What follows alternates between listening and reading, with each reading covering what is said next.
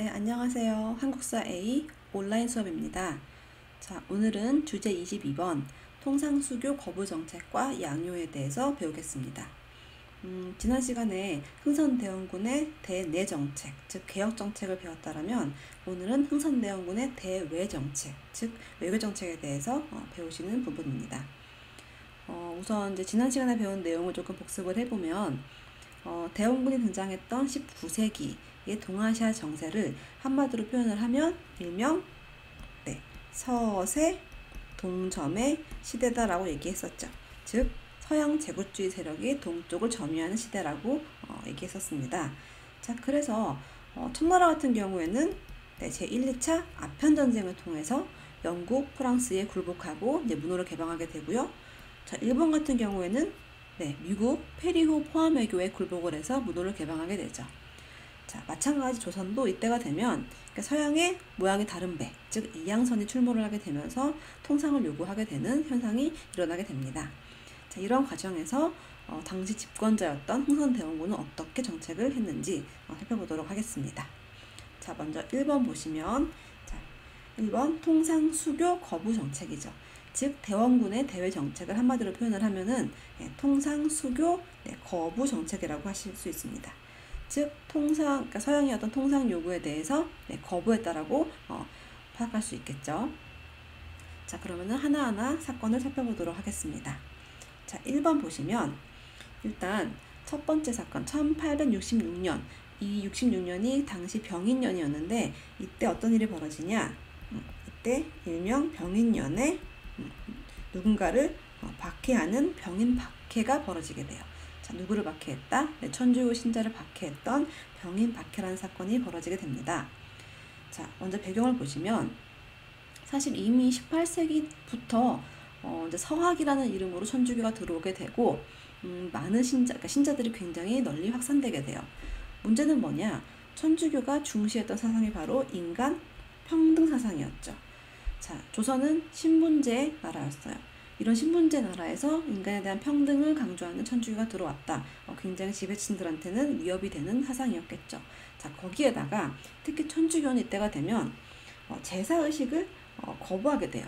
특히 이 부분이 당시 양반 유생들한테는 크게 큰 충격으로 다가오게 되면서 이런 천주교가 유교 질서를 위배하는 굉장히 나쁜 사상이라고 이제 받아들여지게 되는 거죠.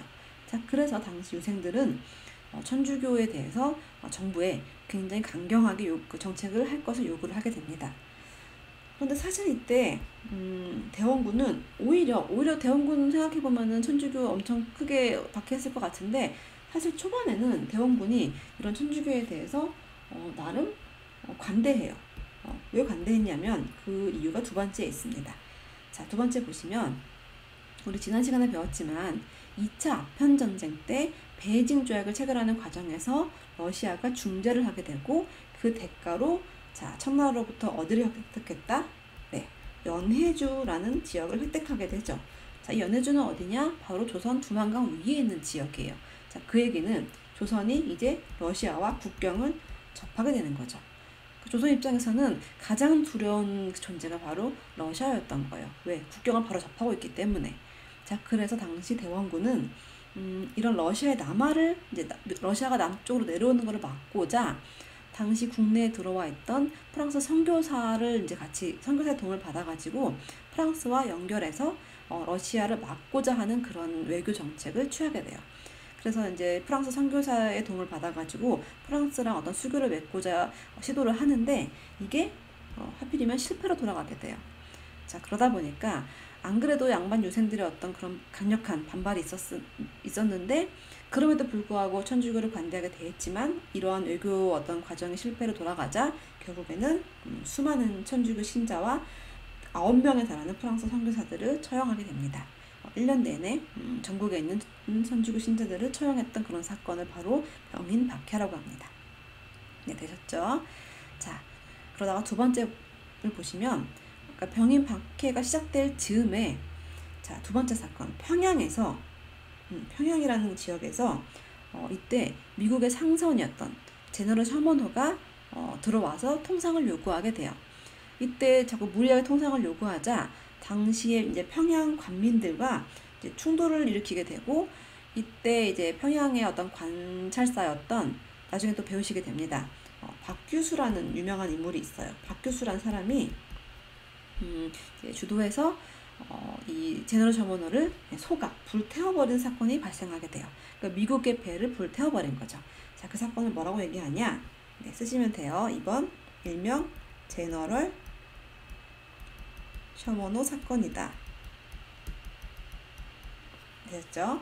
즉, 병인 박해가 있던 그 시기에 평양에서는 미국의 상선 제너럴 셔머너가 소각당하는 제너럴 셔머너 사건이 있었구나라고 정리하시면 되겠습니다.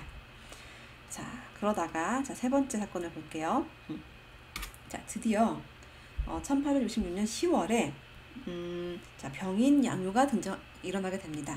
자, 양요란 뜻은 서양 세력과의 어떤 소요, 뭔가 충돌을 말하게 되는데, 즉 서양 세력과 어떤 전쟁이 일어났다는 얘기겠죠. 자, 배경 보시면, 자, 뭐를 구실로 누가 프랑스가 강화도에 침입을 했어요.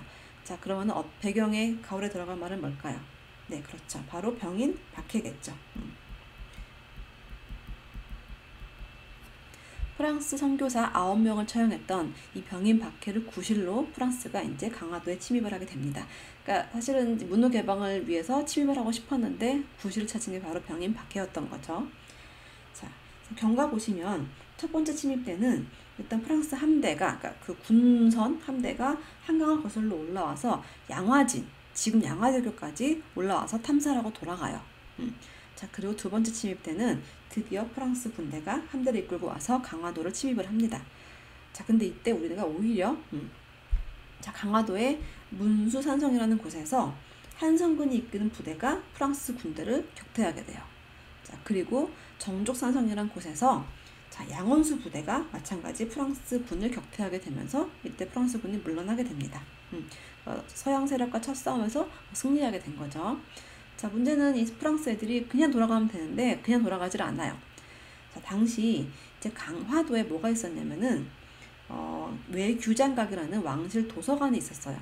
그러니까 그 정조 때 사실은 왕실 도서관으로서 규장각이라는 걸 만드는데 그러니까 어떻게 보면 규장각의 어떤 외부, 즉 외규장각이라는 거를 어디에다가 강화도에 이렇게 세웠던 거죠. 그래서 이제 왕실의 중요한 어떤 그런 문서 같은 거를 보관했었는데, 문제는 이 프랑스 이제 군인들이 돌아갈 때 좀 아쉬워서 그랬는지 당시 강화도에 있었던 외규장각에 있는 도서들을 빼앗아가요. 약탈을 하게 됩니다. 어떻게 보면 우리나라한테 굉장히 소중한 그런 문화재였던 건데 이거를 그때 가져가게 되죠. 그래서 이제 나중에 또 배우시겠지만 이게 지금은 우리나라에 들어와 있는데 원래는 프랑스 국립도서관에 있었어요. 근데 1970년에 당시 이제 프랑스 국립도서관에서 사설을 하던 박병선 박사님께서 이 외교장각 도서를 발견을 하세요. 숨어있던 걸 발견하셔가지고 이때부터 이제 외교 논쟁이 되죠. 그래서 이제 우리나라로 반환을 해야 된다라고 굉장히 논란이 있다가 결국에 2010년에 외교장각 도서가 일명 임대 형식으로 들어오게 돼요. 그래서 지금 우리나라 국립중앙박물관에 있는데 소유권은 이제 프랑스한테 있고 우리는 5년마다 이제 임대를 갱신하는 형태로 들어와서 이제 우리가 볼 수 있게 됩니다. 완전한 우리의 소유권이라고 할 수는 없는 게 좀 한계긴 하지만 어쨌든 간에 지금은 이제 볼 수가 있어요. 아무튼 이런 외교 분쟁이 있었던 이 외교장각 도서는 언제 이 병인 양요 때 프랑스 애들이 가져갔구나로 이제 정리하시면 될 것 같아요. 자, 다음 네 번째 사건을 보시면 이렇게 병인년에 이제 병인 박해, 제너럴 셔머너 사건, 그 다음에 프랑스와의 어떤 전쟁, 병인 양요가 있었고 승리로 돌아가게 되죠. 자, 그런데 68년에 보면 또 어떤 일이 벌어지게 되냐? 일명 오페르트 도굴 사건이라는 게 벌어지게 돼요. 자, 배경을 보시면 당시 독일의 상인이었던 오페르트가 이제 그 미국 군함에 이제 같이 와가지고 조선의 통상을 요구하게 돼요. 근데 당연히 이때 대원군의 정책 자체가 통상 수교 거부였기 때문에 당연히 거절을 했겠죠. 자꾸 거절을 하자 경과를 보시면 이 오페르트라는 사람이 굉장히 좀 무식한 짓을 하게 됩니다.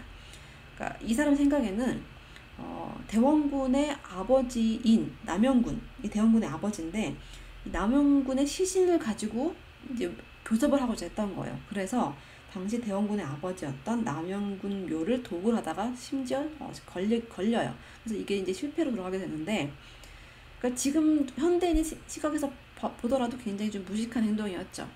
근데 그 당시 조상 숭배를 굉장히 중시했던 조선인들의 입장에서는 굉장히 충격적인 사건이었던 거죠.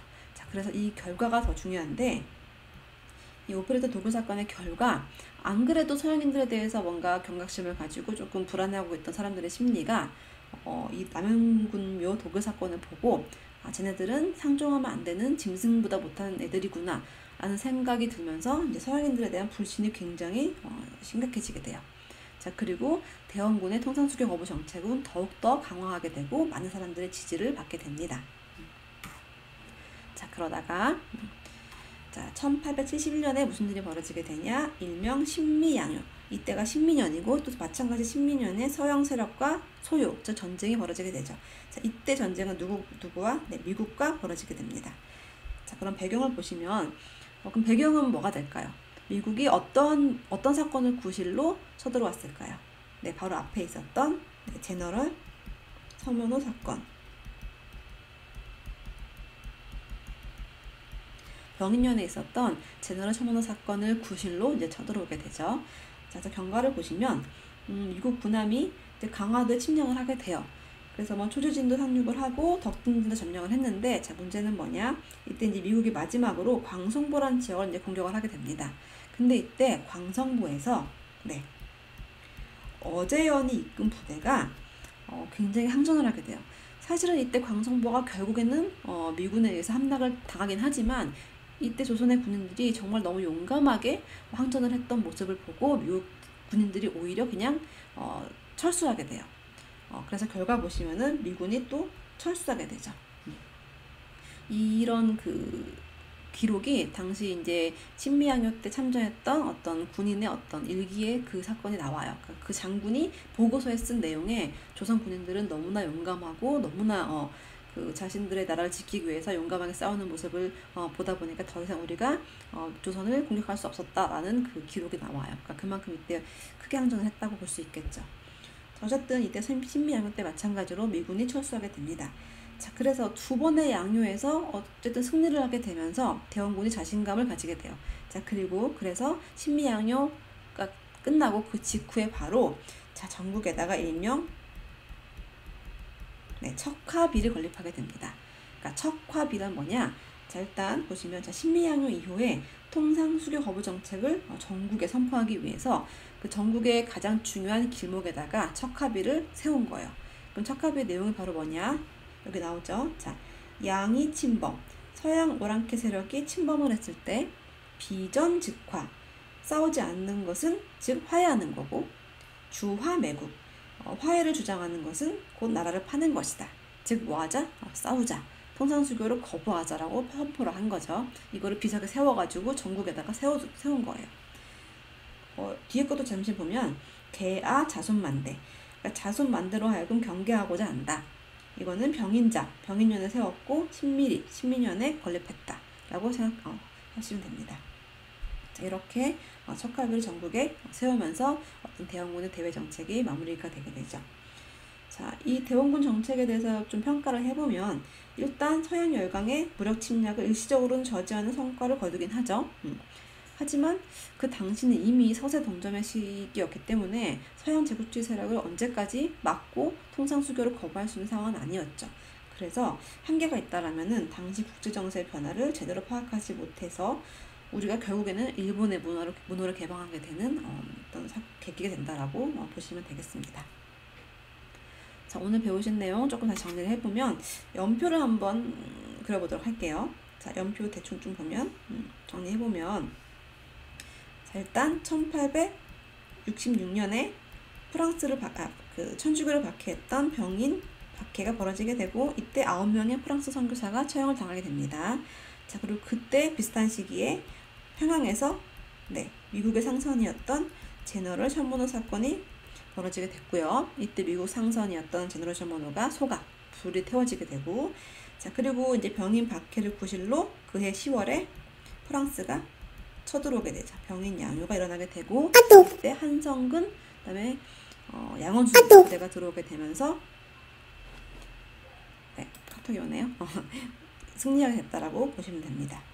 자, 그리고 1868년에는 일명 오페르트 도구 사건이 일어나게 되면서 통상 수입 거부 정책에 대한 지지가 더욱더 심해지게 되고, 자, 1871년에는 이 제너럴 셔먼 사건을 구실로 삼아서 미국이 협력하게 되죠. 신미양요가 벌어지게 되고요. 이때는 어제연 항전의 부대의 어떤 항전으로 미국이 물러나게 됐다라고 했었죠. 그리고 승리를 돌아간 다음에 대원군 정복에다가 척하비를 건립했다라고 정리하시면 되겠습니다. 네, 오늘 여기까지 하겠고요. 다음 시간에는 강화도 조약에 대해서 보도록 하겠습니다. 네, 수고하셨습니다.